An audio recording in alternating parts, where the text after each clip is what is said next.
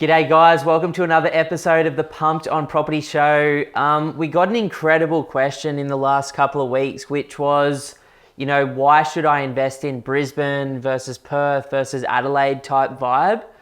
So in this one, I wanted to bring not just one or two reasons, but the top 20 reasons we like Brisbane at the moment over some of those other markets and why we're investing in them personally. It was funny, as you're writing it down, we weren't sure how many reasons we would have had why to invest in Brisbane, but then by the end of it, there ended up being 20, which is pretty cool. There's a lot of cool things happening in Queensland at the moment that really aligns with those fundamentals that have historically resulted in some good returns. So let's go.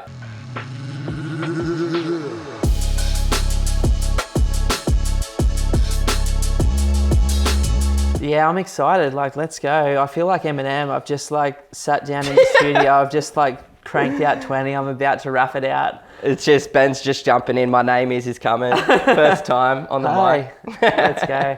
But yeah, so let's talk the elephant in the room. What's that? The Olympic Games. Yeah, the Olympic Games.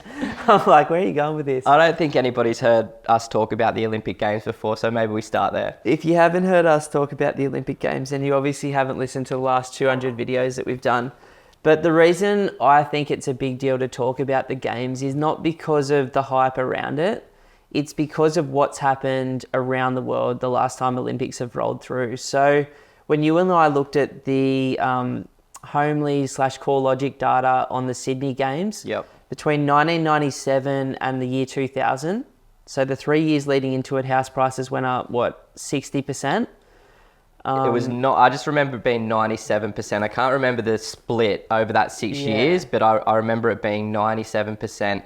And that was the 6 years surrounding the Olympic Games. So it wasn't the years leading up to it, it was also the years following it as well. Because once you get it on that global stage and people, what I love most, I've talked about it before, is the advertisements that Australian tourism does around these big events just make our country so livable, so enjoyable, and there's so much to do. So can't wait to see those things come out. But I think that has a positive down the line impact. Big time, yeah.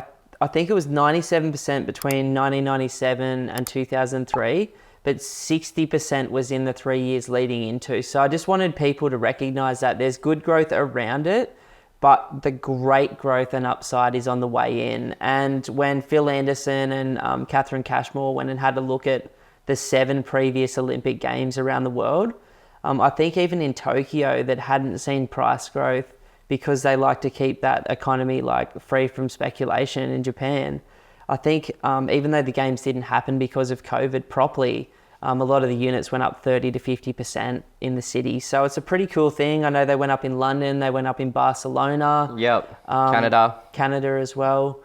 It's just one of those things where you get extra eyeballs and money from around the world goes, well, I could own a little piece of that pie. And there's some really strong data to suggest that when new infrastructure gets created, there's a huge uplift in property values surrounding that new infrastructure. And that's what happens when the Olympic game comes. In Sydney, they completely revamped the public transport system. They spent billions of dollars on doing that. In Queensland, they're doing the same thing. There's a whole push to connect South East Queensland. And I think Queensland, Brisbane, they may have been trying to avoid some of the downfalls that Sydney had because the Olympics rose the Sydney market. But if you looked at Sydney Olympic Park, it actually didn't do very well following the Olympic Games. It was too oversupplied. Whereas in Southeast Queensland, they're going to spread the games out. It's not going to be in one suburb of one area of the Brisbane market. It'll be Brisbane, Redland Bay, Moreton Bay, Logan, Gold Coast, Sunshine Coast. So they're going to really spread it out, and hopefully they've learned from those mistakes of the past, and that'll have a more positive impact. I think their plan is it's going to cost about $7 or $8 billion in infrastructure projects, and not including the private stuff, but they estimate they're going to get about $8 billion back. So what they're doing is investing in 50 years worth of infrastructure and then getting the money back in revenue very, very quickly from that, which makes sense. Let's create the infrastructure that we want for this city that's going to be the size of Sydney and Melbourne, which is probably a good sliding point into the second bit. They do expect, the ABS expect within 21 years roughly for Brisbane to be the current size of Sydney and Melbourne today, which is 5 million people, which if you look at the prices relative in Sydney and Melbourne versus Brisbane, Brisbane, particularly on the beaches, is dirt cheap right now, like 25 cents in the dollar. So it's kind of exciting to think, well, what could happen if the incomes are already the same in, Brisbane as they are in Melbourne, and they're within 3% of Sydney now? Like, where could house prices be relative to that down the line? And I think what will happen there as well is like Gold Coast and Sunshine Coast will see a lot of population growth as well. So that's just talking about the greater Brisbane region, but then you've got the Goldie, which already has 750,000 people plus, Sunshine Coast 350,000 people plus. So in 20 years you would expect Sunshine Coast to be well over 500,000 and the Gold Coast to be well over 1 million as well. So collectively in South East Queensland, we could be close to 6.57 million people in such a small geographic area. Like from Noosa to Coolangatta is only like 250 kilometres as the crow flies.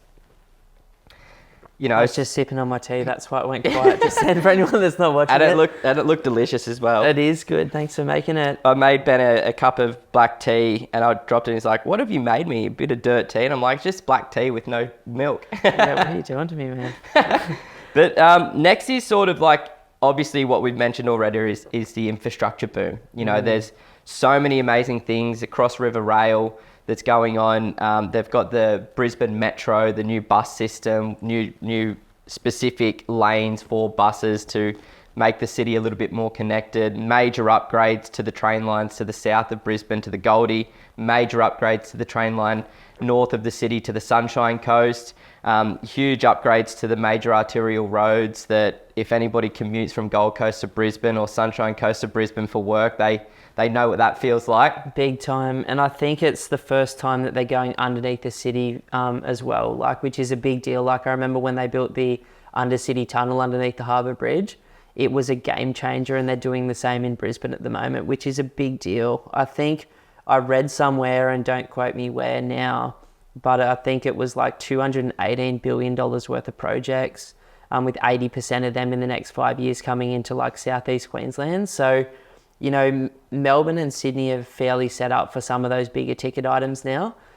Brisbane is going to get the lion's share of that COVID infrastructure sort of bailout program that they're running as well.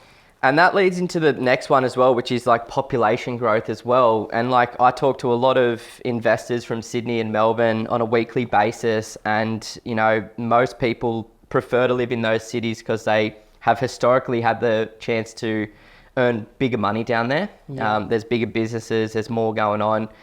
Whereas a lot of people are making that transition to Brisbane now because of these infrastructure projects, because of these big businesses moving their headquarters to Brizzy or expanding to Brizzy. You can earn like ridiculous money and be in a much more affordable market as well. So we're attracting a lot of people up here and a lot of really high quality people. Yeah, like I heard that since COVID, up until recently, there was almost 1,000 people per week moving up here. Which I remember when I first moved up here in 2005, leading into the last GFC, there was about 1,000 people a week moving up at that time as well.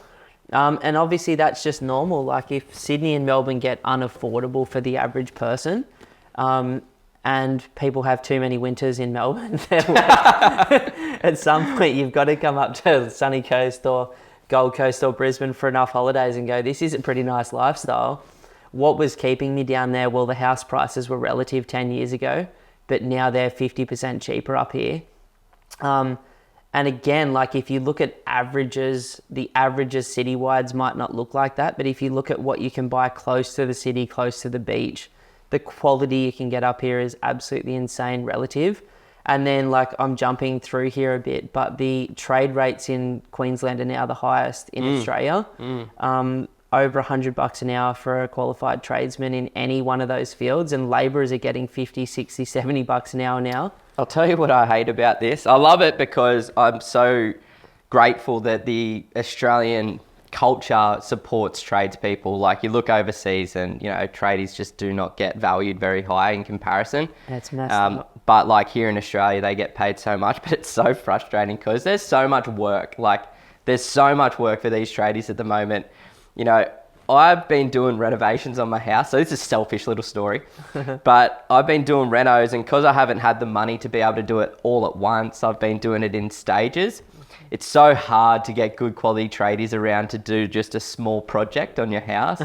You know, leave a comment if you're in the same boat there as well. Like, you're trying to get, you know, people around to do this work in stages. So it might not be that big of a job for these guys. So then they're just like going with these developers, going with these building companies, going with the insurance companies and getting the big bucks. But gosh, that's been hard. Yeah, it has been tricky. With the result of this population growth and this jobs growth, we've ended up in a market where we're pretty undersupplied right now up here in South East Queensland. Very much. There was a point during COVID where I knew from the managers that we were working with across the city that people were living in cars. People, at one point, there was like 60, 70, 80 applications. I remember doing a granny flat about a year ago. There was 105 people through it in the first day, 35 applications. So that's been an incredible thing for investors, because investors' rents have gone up 20+% in the last year, almost 20% the year before. Like, it's been phenomenal for my properties personally. But the flip side of that, it's been very, very difficult for some people. I think that's softening now, though. I don't think it's anywhere near as crazy as it was with, 2,000-3,000 people moving up a week at one point. Yeah, I really like the articles, reports that come out from Michael Matusik in relation to the undersupply issues. Won't go into it too much because he goes into a lot of demographics and, age groups and percentages, and I don't know that off the top of my head. But if you haven't, you can check out his stuff, and it like really shows you how much we are undersupplied, like to the tune of almost 40,000 properties. Yeah. Which is a lot of households. If we're assuming 2.5 people per household, that's almost 100,000 people that don't have access to housing, that need access to housing. And I don't see that going away, because it's very expensive to develop. It's very, very difficult and time consuming to get it through now as well. And the really, really big, cheap tracts of land have all been developed in the last 5 years up here. So it'll be interesting to see how they do that. I don't think everyone wants to live in apartments. I don't think everyone wants to live in tiny sandwich properties. So it'll be interesting to see. And that's what just popped into my mind just as a little thought experiment. It's because of resources like this, our YouTube channel, our podcast, but there's, hundreds of other people talking about the fundamentals of property investing, and you just can't hide the fact that houses and townhouses outperform units, especially high-rise units, over the long term. And I wonder if this has had a bit of a transition because investors now know better. They're not as willing to buy those apartments, which would obviously create additional supply for tenants, that, more investors may be pushing for newer stock, houses or established stock. So it's, exacerbating the undersupply issues. Yeah, and I just feel like so many people that were in Sydney and Melbourne living in these units during COVID and getting stuck in them are just there's a living memory in their nervous system. They don't want that product anymore. It's not everybody's cup of tea. It's very expensive, the bigger buildings with strata, body corporate. There's so much mismanagement. Everyone knows that the quality of those buildings in Australia for the last 15 years in Sydney and Melbourne have been atrocious, with the big builders going out there winning the contracts and then building the cheapest products they could. And so, I was talking to a dude the other day in Sydney, and his building that he bought and then sold out of 7 years later has basically been condemned. It was so poorly built on the northern beaches. So it's just, I think the Australian dream has always been the backyard with the white picket fence. Now it's probably a Besser brick rendered fence at the front, but it's the same dream. And I think post-COVID, having that little slice of backyard to enjoy, just in case something like that happens again, is a big part of at least the Queensland dream. Yeah, it's so interconnected when you start exploring these different ideas as well. And something that we've seen, and another thing to talk about is, the price for land and building is sort of recorrected now as well. It was pretty average, extremely average from, I would say, 2020 to 2023. It was land values went up because there was such an undersupply, and construction costs went up because there was supply chain issues and undersupplied tradespeople. So it caused a lot of turmoil there. And then, over that period of time, we have now seen existing house prices really spike, and we're starting to see a bit more of a balance there. And like, this always comes and goes in waves. Like back in 2017, 18, after the oversupply Australia-wide of apartments and houses, it was a short-term opportunity to build. And then, it sort of went away, and now it's starting to resurface again. And I find that these opportunities only last a small period of time. And we've always said established over new builds, but you always got to just run your numbers. And if it makes sense, it makes sense. Yeah, like there shouldn't be a market where a 40-year-old home, 10 k's from the city, is the same price as a piece of land in a brand new build that's 100 square meters bigger. And that's in some instances what we're seeing up here at the moment, which is exciting to me because new build should always be 50 to sort of 300k more expensive than established in the same suburb. So when they meet like this tiny little moment, and that's why we've been helping a few clients buy a existing piece of land like on the beach or closer to the city in just an open area, or like an infill area, and then building like that window. You've seen it 3-4 times since you've been in the business. It lasts 6 to 9 months, and then the price of existing stuff jumps, and then it pushes the price of new stuff up again. And like an example of this is I own a property in a suburb down in Logan called Regent's Park, and it's like a pretty old, built in the early 80s, 3-bedroom, 1-bathroom house. It's been renovated, so it's all right now. But that property is currently worth like 750 plus. And like in the neighboring suburb just around the corner, Park Ridge, you can pick up pieces of land for like $400,000 and then build a house on it for like 350, 400k. So for an extra $50,000, you can get a brand new 4-bedroom, 2-bathroom house for the same cost as a 3-bed, 1-bath, 5 kilometers away.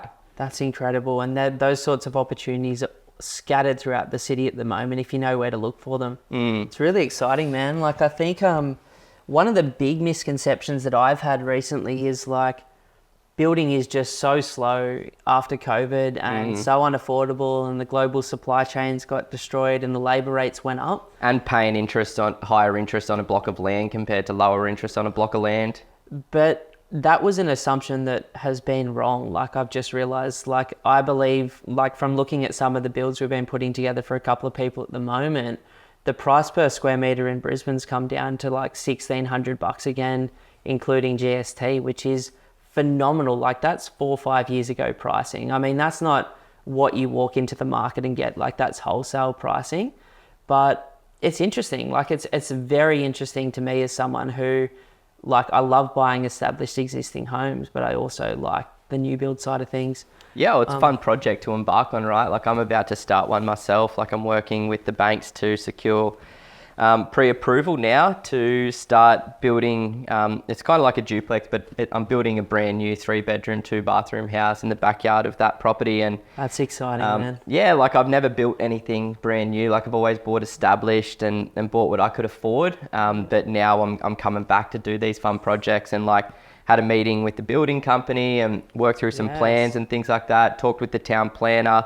It's really fun project to embark on. So like there's positives and negatives about everything that we do, and like I think there's a heap of positives out there for building at the moment. When's your place settle as well? Like, is it coming up? Yeah, it is. So 7th of August. So wow. Depending on when this potty comes out, it will have already settled or it'll be just about. So fully unconditional now, which awesome. Is sick.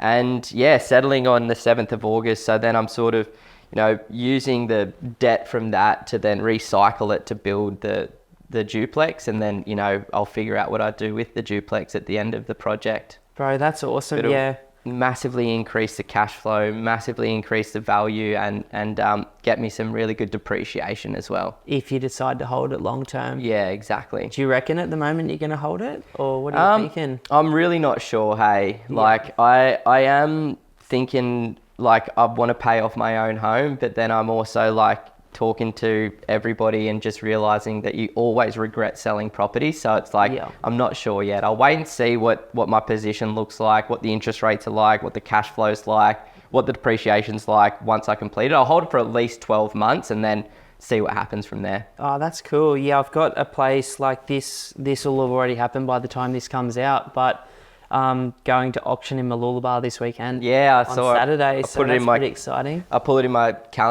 calendar, and I'll go along pending how good the surf is. Yeah, I think the surf's going to be way too good for me to rock up to this auction. But they sort of know what I need, and if it doesn't go for that, then they'll come back around in a couple of weeks or whatever. But Yeah, sick. I'm excited for it too, because it sort of closes out 15 years worth of my journey as well once it's gone. So it's Wow. pretty exciting. Yeah, because getting rid of that debt and getting that profit will, put you in a pretty nice position, eh? Yeah, it will. Like, I owe a lot of debt on that property, so clearing that debt will be great.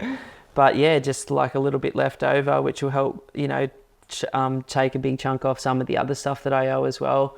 And just like from that trip around Australia, I think that was a big part of what I picked up. Like, the 20-year-old that set these goals of the life that I have now isn't necessarily like the 39-year-old that is living it. And so just constantly reevaluating what you really want, the value system, and then making positive steps towards that. Like, I know it's going to make me significantly less wealthy in the future, but it's going to make me 10 times happier now. Yeah. And I'm just all about that. Like, you don't need much to have a great life. And by me keeping so much debt, it just delays so many things that I want over the next 10 years. So it's pretty cool. And now that we know this stuff as well, it's okay to get rid of something, knowing that you can always jump back in at another time. Like, we have such an abundant mindset and a long-term approach to this stuff. It's like, I can let go of that, knowing that if I need to go again, I can always buy into a different market at a really low price and make the same type of returns over the same period of time. Like, once you've understood the process and the blueprint to become a successful residential property investor, it takes away a lot of that pressure and a lot of that fear of failure. Yeah, 100%. Like, there'll be properties that I hold for the rest of my life and pass on to my kids. Of course. And there'll be properties that I literally just trade in and out of over periods of years. So it's exciting, man. I think the next one is... something that I can't personally read. Yeah, I'm just having a look at that. It's like the Da Vinci Code trying to decipher Ben's handwriting. I think the seventh reason we like Brisbane at the moment is it's not one market. I think that's important to note. Like, Brisbane is actually central, north, south, east and west. And central Brisbane is pretty cooked right now. Like, we stopped buying central Brisbane probably 6-7 years ago. Yeah. The middle ring is okay. Like, there's some suburbs within that have only done 6 to 7% a year for the last 10 years. Like the Hills district, for example, Arana Hills, Everton Park, Stafford. Like, that's a really good little ring if you want to get close. And down in like South Brizzy, that sort of, 17 to 22 kilometre range from the city as well, which I would consider middle ring. Like the Underwoods and like some of those areas down there, like the Shayla Parks, etc. Yeah, exactly. But they've had a pretty bloody good run in the last 3-4 years as well. But relative to the other side of the road, they're probably actually looking good again. Yeah, exactly. But yeah, I suppose Brisbane, you could have bought anything in Brisbane, Perth or Adelaide 5 years ago at COVID time. And won. Or before, and won. And now it's more a case of, if you don't know what you're looking for, it's not that you won't win. It's just that the likelihood of making significant short-term gains has gone from 450 suburbs you could have bought to probably 40 to 50 now. And so it's just about knowing which ones they are, which is obviously what we share with clients, and then knowing which streets within those suburbs and property types. But there's big upside. Like, again, I'm jumping the list, but when we looked back at Phil Anderson's history of the last 3 cycles in Brizzy, we'd expect from a GFC to the next one about 127% growth. Some of these suburbs have done 130% already, and that's why we're avoiding them. Other suburbs have done 60%.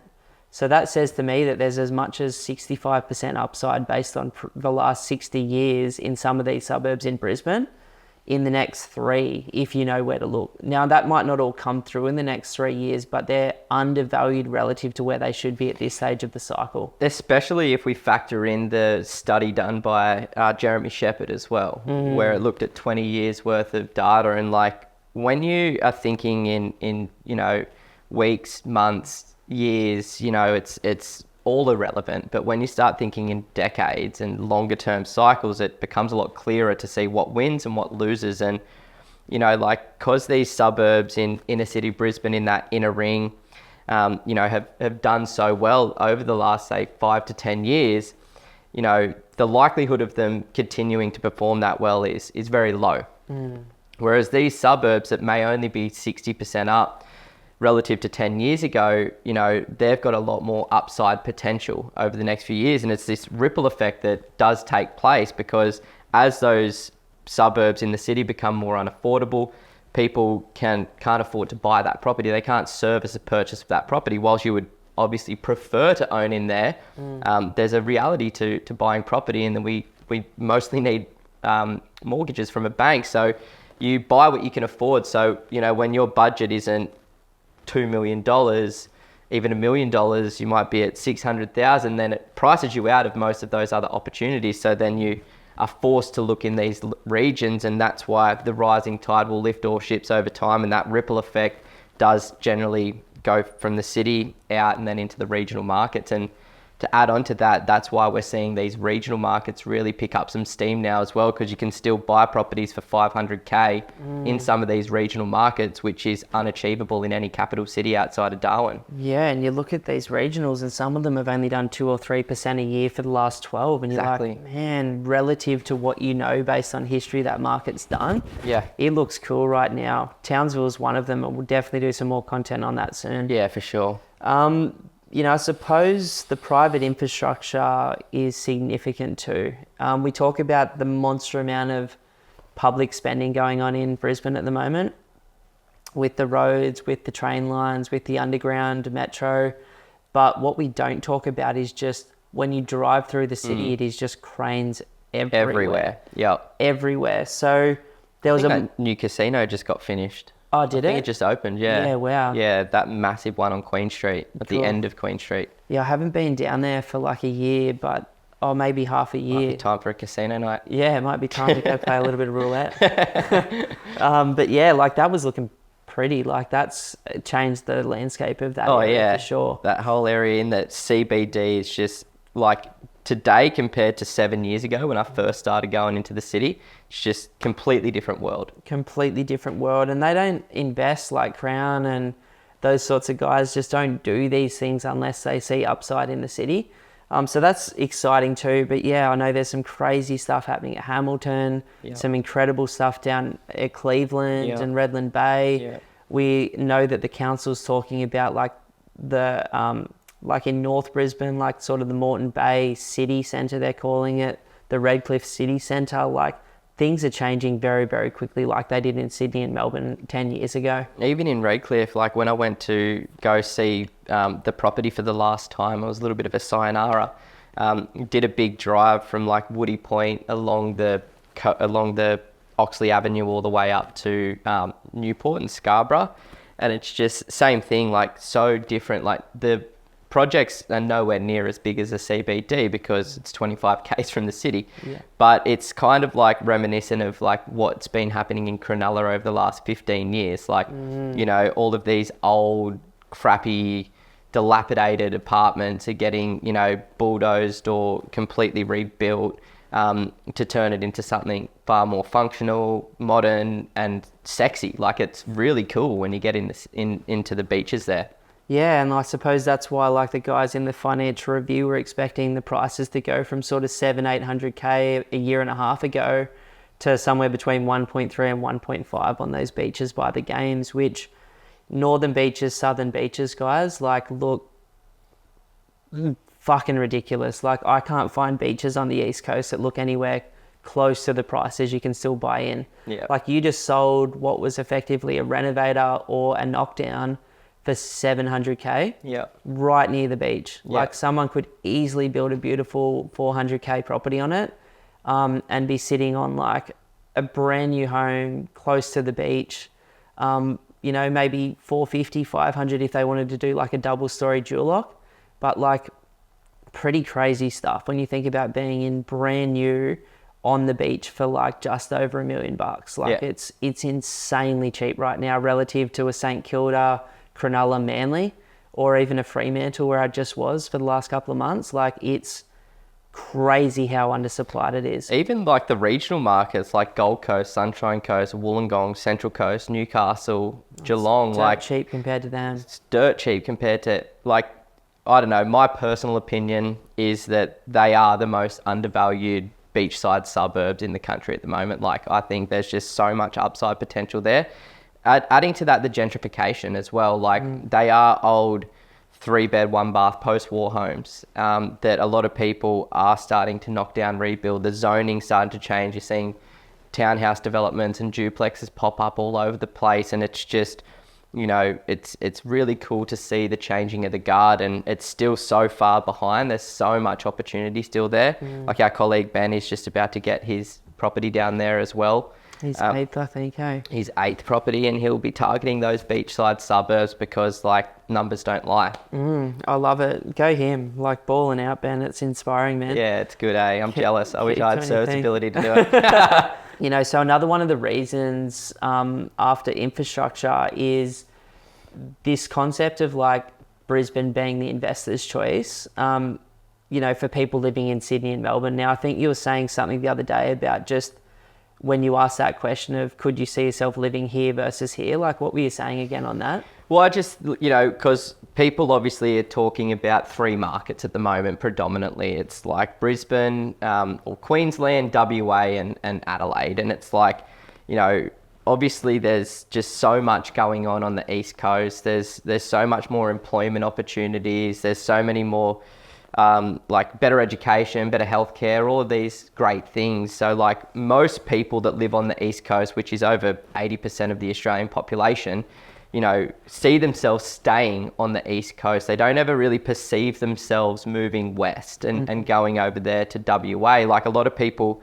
chase the big money when the commodities boom is occurring, like right now, because who doesn't like going to earn 200K for working 50% of the year, right? 100%. But, you know, long term, people just don't see themselves staying there, which, you know, gives me a couple of question marks. But I think it's just a personal opinion as well. It's not something that you can really hang anything on.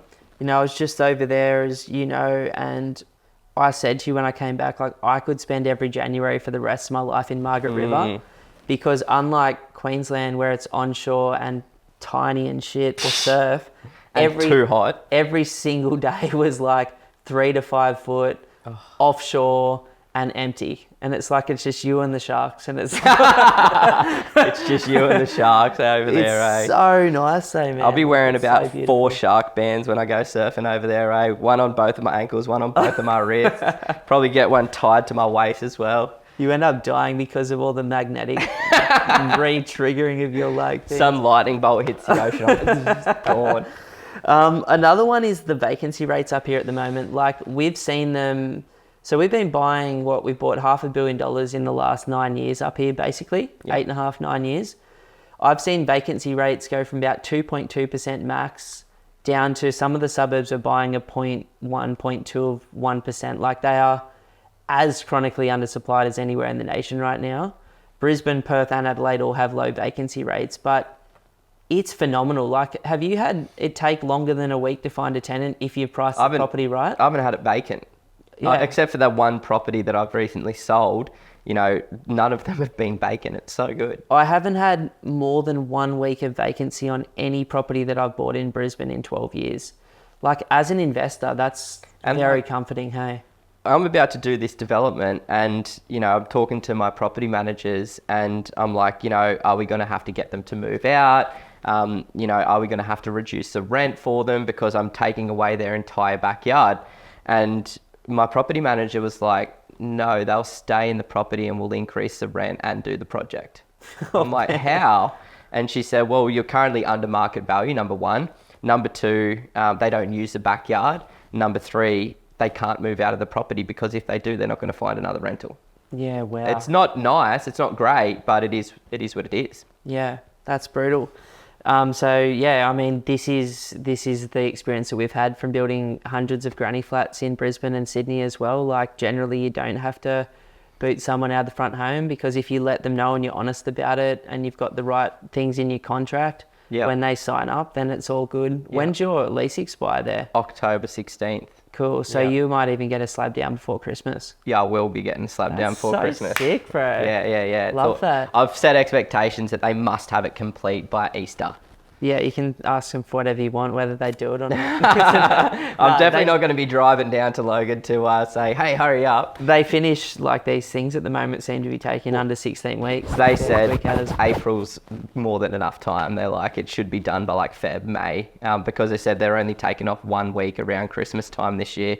Just there's so much work, and they just like put the bucket out while it's raining. Are they building it? Is it a 2-bed, 3-bed, 2-bar? 3-bed, 2-bar, slab on ground. Single story. Single story, yeah. Oh, that's so exciting. Bit of cut and fill of the backyard to try and level that, so they get a nice building slab. Man, I can't wait to see it. We'll definitely do some walkthroughs on like the whole project as it evolves. Yeah. Well, we can put in like we've already been down there and done a little video of the property, so we'll add on to that as the project comes together and things like that. Should be fun. Putting on Sam to go back to the dungeon of content and find it. Yeah. Best of luck.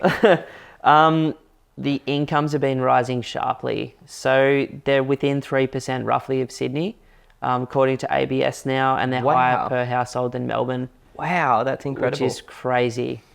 Pretty exciting. Like we talked about the trade rates before, but they're the highest out of any trades in any capital city in Australia. Most fully qualified tradies are charging like $80 to $100 per hour right now. It's just insane. Yeah. So Swatto, one of my mates who we bought a property up here for a couple of years ago, and his partner as well. Like he's in the big world of like the hospitals, the universities, like the biggest private buildings in Australia.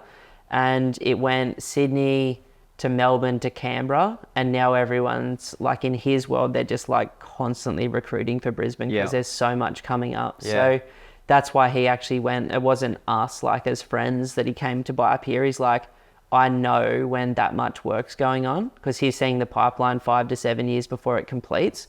He's like, the amount of work going on, I just have to own there. I've seen what it does to other markets, which is pretty cool.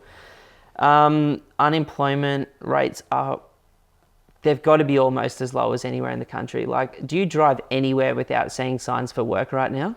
No, it's all over the place. And when I talk to friends that run their own companies, whether it be building or otherwise, they just cannot gain access to great employees. Like, it is so hard to find good people at the moment because those unemployment rates are so low. Yeah, like I think in Australia in the last month they're at 3.9%. You know, I would be shocked if Brisbane's aren't even lower than that. But I'm talking completely out of school. I don't physically know anyone that's unemployed that doesn't want to be right now. Well, I know they want to increase the unemployment rate because obviously when everybody's got a job and can pay the bills, they're going to spend a little bit more money. So, you know, to curb inflation, they're trying to push up that unemployment rate. And I just read that United States was sitting at about 4.1%. I know we're below that, but we generally follow that. And they're hoping to get it to about 4.4%. They reckon that'll happen. And as soon as it does, they'll start reducing interest rates. They just need like 2 million Americans to not have jobs, and then everything will be good. That's so sad. It's brutal, hey? Maybe more than that. Rent returns have been on fire since COVID in Brisbane. Like I've seen my rents go up across, I don't know how many incomes with my houses and granny flats up here. Good problem to have. Yeah, like let's just say, 7 to 9 incomes. I've seen them go up. I can't remember a year in the last couple of years where my rents haven't gone up by between $500 and $1,000 across my portfolio. Like significant money, and they always go up to the point where they can almost meet interest rates. That's what's happening. And for context, the historical average is about 2.5% rent increase per year, and it's like over the last 4 years we've probably seen over a 40%, maybe even 50% rise in some locations in that rental return. So it's just significantly above the averages. But investors don't like losing money. And when you've got an undersupply of properties, low vacancy rates and high interest rates, the natural outcome is going to be investors or landlords pushing up their rents. And this wasn't even driven by us. Like, it's not like the bad investor landlord. It's my manager's just sending through, like, I don't even talk to a piece of paper saying increase your rent by $150. Yeah. Okay, like, Just taking your advice, Yeah, like it's just like across the board, that's what's happening. What was interesting, looking back in that 97 to 2003 period, rents in Sydney around the Olympics actually went up by 98% as well. Wow. So that's interesting. Like that's something that nobody talks about, but just pressure, jobs, infrastructure, people moving there, like speculation, it all has an effect in a different way. 100%. Higher quality property. This is something that I just jotted down, but I would say there's the traditional Queenslander, which is your sort of 3-4 bedroom on stilts home that was built, 50 to 150 years ago, that everybody sees as like, that's what Queensland looks like. But 98% of the market is brick tile slab on ground in every suburb we buy. Every property we buy looks like that, or otherwise it's double story weatherboard with maybe brick downstairs. Like the average quality of homes in Queensland, because it's so much newer than Sydney and Melbourne, is so high. And so many people in Queensland, because the weather's good, spend so much time outside their properties that they maintain them as well. Like obviously there's shit boxes everywhere too, and I'm like, I was the slum landlord like for a lot of years. I've been the slum landlord. Yeah, you've been the king of the slum. It is what it is. And it's just like, well, you do what you can afford, like, and it's, affordable housing for someone like me at uni that lived in that housing for 4 or 5 years. They're fun renovators too. Like even if it is a little bit older and dated, like paint externally, put in a wraparound deck, like repolish the timber floorboards, paint internally, maybe open up the floor plan between the living and the kitchen, and like, it's not a dramatically expensive renovation, but it can just completely change the style and the look of a property, which is awesome. And we're seeing heaps of people do that as well. Yeah, like I just think the average quality of the property is quite high. A lot of what we like to buy is that brick tile slab on ground, just because it's safe as well. I think one of the cool things that you've written down here as well is just like lifestyle in Brisbane or South East Queensland. And it's just like, it is paradise. What do they say? It's good one day, perfect the next. 300 sunny days a year on a whatever weather pattern right now, like the other one. Yeah. Because it feels like 300 days a year of rain. And there's just so much to do. Like, you've got rivers, you've got beaches, you've got national parks, you've got rainforests, you've got hinterlands, you've got absolutely everything from Coolangatta to, Rainbow Beach. It is just, there's so much cool stuff to do, and then out to Toowoomba as well. It's just, there's so much lifestyle factors, and like in this world that we live in now where people are looking for more of a lifestyle, like the days of people working like 6 days a week, 10 hours a day, are sort of going, and COVID had a real positive impact on that, with people being able to work from home, and like all of these studies coming out from the UK and Australia about like businesses operating 4 days a week. Pumped On Property operates just 4 days a week. We're one of those modern businesses that does that as well. And it's like people are looking for more lifestyle as well, to get out there and go and enjoy the things that are nearby wherever they live. And it's like, if you're willing to drive 20, 30 minutes, no matter where you live in Southeast Queensland, there's something sick to do. Without a doubt, like the lifestyle is a big driver. And I think particularly for all those people that moved out of Melbourne post-COVID, it was just kind of like, I'm ready to be healthy. I'm ready to spend more time with my family. I'm ready to be in a culture where, because of the weather, people are naturally healthier and happier. And the values are very different. Like, you don't move to Queensland if you want to work 100 hours a week. I mean, there's plenty of people that I have as well, but eventually like this environment ends up getting the best of you, and you end up just blending in with that culture, which is a lot more laid back and a lot more, we still want the same thing as everyone else, which is a better life for ourselves and our children, but we want to do it with a little bit more flavor and flow. 100%. And like commodities are booming. We've talked about that. That has a huge positive impact on Queensland and WA. So many natural resources here, and you look at some of the cool things that's happening up in Townsville as well, with infrastructure projects off the back of this commodities boom as well. And like, even if we do move into more natural resources, we're still going to have that. Like, we got more sunlight than any other country in the world. Like, we've got a lot of space to put in wind farms and things like that. I think that's something cool that is happening in South Australia that is worth a mention as well for people that do own down there or are thinking about it. South Australia, like, you know, they're making a huge push for renewable energy, and you know, they're building those nuclear submarines, spending billions of dollars on them, but you know, they're doing heaps of cool stuff around the renewable sector. So you know, commodities, renewables, Australia is like one of the front runners globally for that sort of stuff, which is really cool. I love that. Like, I'm such a big fan of that. On my home, I think, what have I got, like a 14 or 15 kilowatt solar, 80,000 litres of water tanks, everything's off grid in terms of my sewage and stuff like that. I just have put in a whole bunch of fruit trees. Like, I'm clearing out some stuff at the moment and putting in a whole bunch of like garden beds for like that. Like, I just think, why not tread lighter if you can? Yeah. I'm a big fan of it. Like, almost all of my investment properties have solar on them as well now, except for 2 of them. And I don't do it just for the green benefit. I do it for like the tenant benefit. Like, if they're getting, instead of $1,000 a bill a quarter now, if they're getting $200 a quarter, like, it's helping them. It means I can also charge more rent as a landlord, like a percentage of that, and it makes people's lives easier and better as well. Yeah, 100%. I'm actually doing it in the next stage of the renos on my house. Like, the next stage is external, lots of landscaping, and I'm going to put in like a sick little garden bed and just get some fruit trees in there and things like that as well. It'll be so nice to, in 10 years from now, be able to pull off a mandarin and eat it. Yeah, exactly. My lemon tree's just finally working. Like, they've just gone lemon. But it brings in all the natives as well, the birds, the bees, the butterflies and everything like that. So it just keeps this like ecosystem working well. That's so cool, man. Like, I'm just really, really grateful that, you know, we're from Sydney, and I still have a monster Sydney bias. Like, me too. The second Sydney has done a 2 to 3% average for the 10 years leading up to that point, then we'll be still buying Brisbane. But watch, like, when Sydney and Melbourne look good again, like, you'll know about it.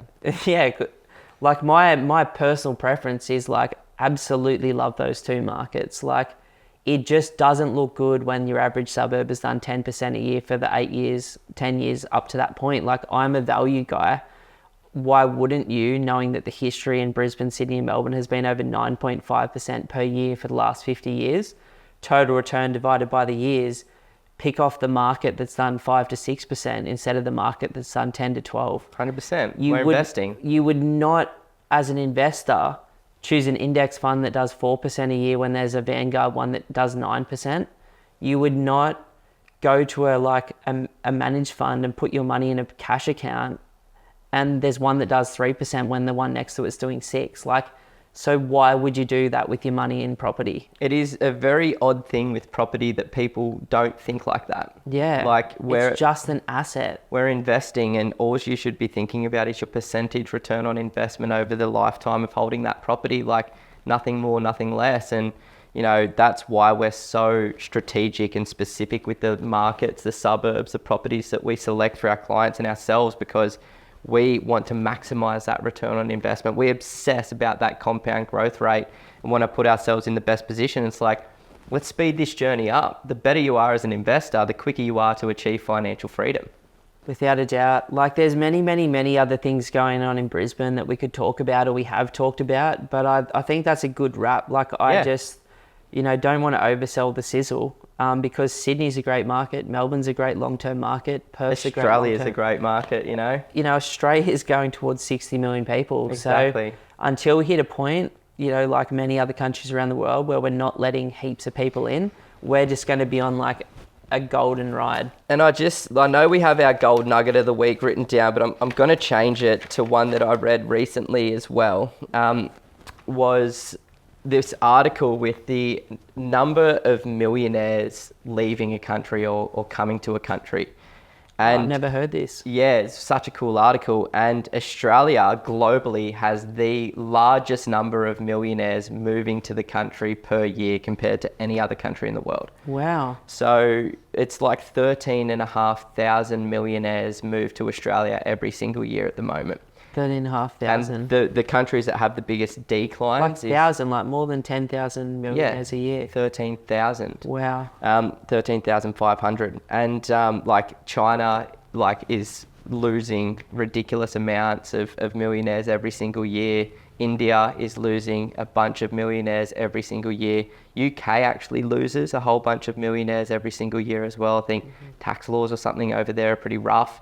But yeah, even when you think about like these tax havens around the world, like Middle East and things like that, where a lot of people do move to these areas, like I would have thought that they would attract the largest number of millionaires, but Australia takes the lion's share. Like the second to Australia was somewhere around like 8,000 per year. And that's including America and the UK. Yeah, that's including all of those countries. That's interesting, man. That's it's, I suppose it's so stable.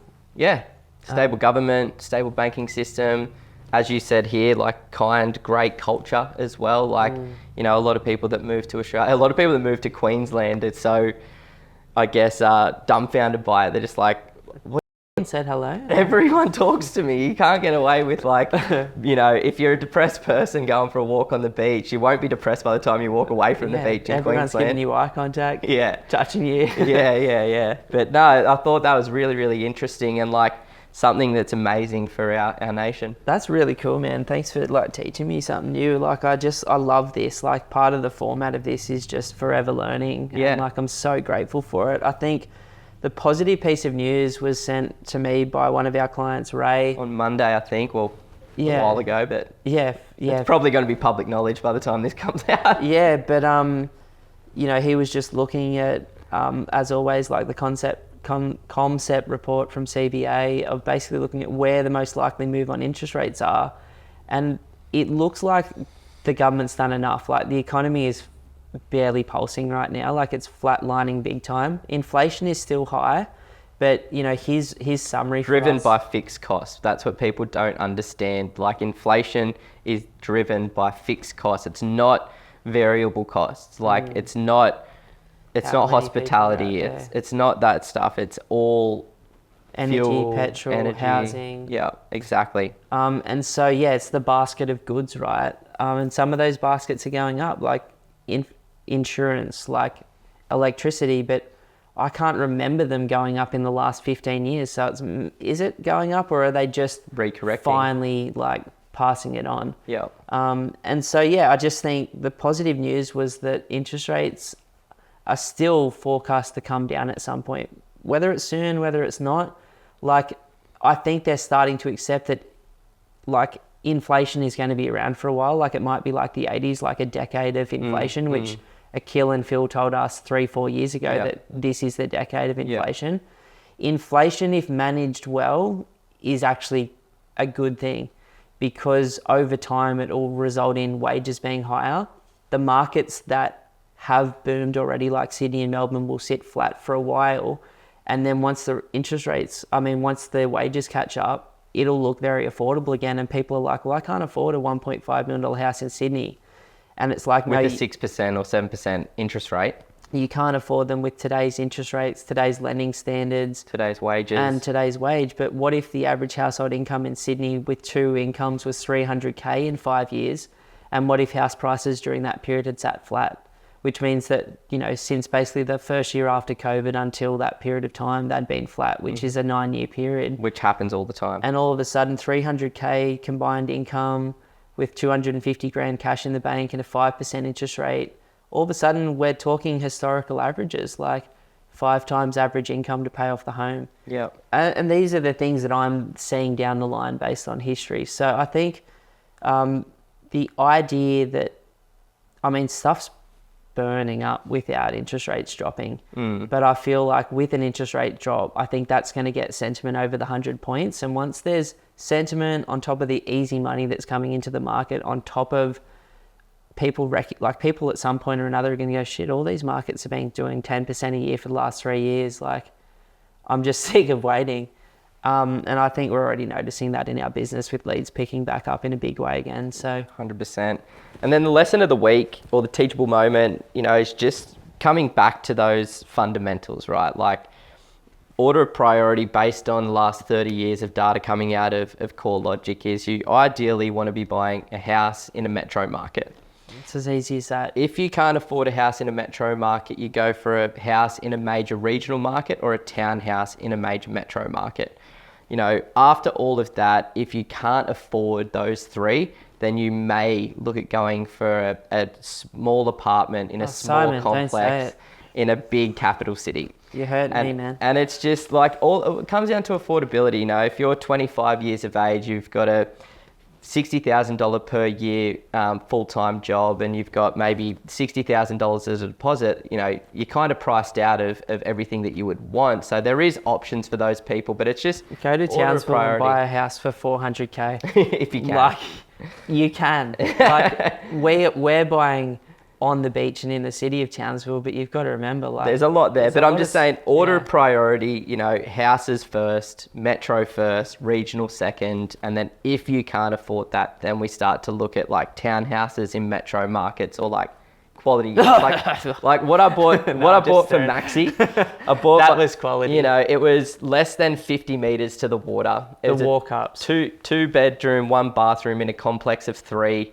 No strata. Yes, it was only an 80 square meter internal floor plan with a nice big courtyard, but it's like, you know, when you can only afford that, that's what you can go for. Man, that's all I could afford. 2-bedroom. I wish it was a walk-up. Yeah. I walked up to like 350 units in Miranda in South Sydney on a main road with a bad strata manager, but it still did well. It still has doubled in the period that if I had have held it, Maxi was going to kill it there. Because what's going to happen with all those little 4 and 8 packs that are around Sydney, Melbourne, and Brisbane is they're going to get knocked and build up. So it's, you know, you got to start where you are. But it's like, if you're sitting there going, maybe I should buy a unit in Sydney or Melbourne right now versus like a house in Brisbane, it's not even night and day long term what the performance gap difference going to be. Like, it was over 140% over the last 30 years. And it's like, if you're anything like us and you intend to hold these properties for 20, 30, 40 years, you know, go for the highest quality asset that you can afford, even if it's not what you're familiar with. Yeah, without a doubt. But yeah, I'm grateful, man. This has been the weirdest little potty ever. I kind of like it though. It just reconfirms everything that we already know. And, you know, I just think there's so many positive things out there at the moment for the right people that have been sitting on the sidelines but are eager to get in now. Just as like a little something exciting's coming, guys, that people that are listening to the potty and our YouTube videos are going to get that no one else in Australia is getting. I've been working in the background now for about a month and a half, 2 months on getting some data, and pretty much what I've got, which was just, I haven't looked at it, but it's just come into my inbox in the last couple of days, is like the completion of that project. So I've got access to 72,000 data points across every single suburb within 60 Ks of Sydney, Melbourne, Brisbane, and every other capital city in Australia, as well as the largest regional markets in Australia with a population over 100K. And every single market I'm looking at, or we're looking at, 20 to 30 key performance indicators. And so the combination of like this data means that in real time, we can find the most undervalued suburb in Australia statistically based on 10 years of history. What's happened in the last 12 months, what's happening with vacancy rates, incomes, DSR, walk scores, distances to cities, demographics, like everything, like houses, units, like it's very, very, very exciting. Everything that matters. So yeah, I just wanted you to know that like we've always been insanely data backed, but we've created something that nobody else has access to at all as far as I'm aware.